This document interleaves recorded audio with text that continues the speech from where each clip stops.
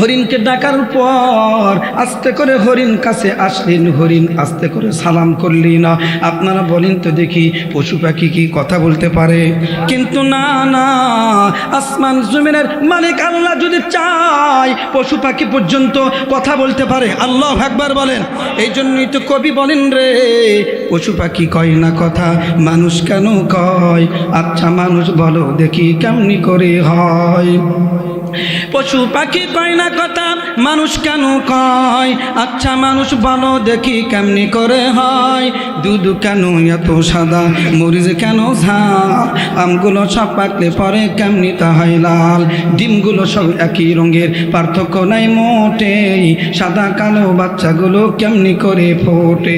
আমরা সবাই বাস করি ভাই এই দুনিয়ার রঙে, হাতের লেখা মুখের চেহারা মিলে না তো কারো সঙ্গে, আর মিলে না গলার কণ্ঠ, বিদ্যা আঙ্গুলের টিপ, আল্লাহ তাআলা একজন আছেন প্রমাণ হলো ঠিক। লা ইলাহা ইল্লাল্লাহ, জোরে লা ইলাহা।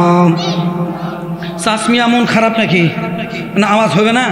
একটু জোরে বলেন তো দেখি। লা ইলাহা লা ইলাহা লা ইলাহা ইল্লাল্লাহু মুহাম্মাদুর রাসূলুল্লাহ। সকলেই বলি সাল্লাল্লাহু আলাইহি ওয়াসাল্লাম।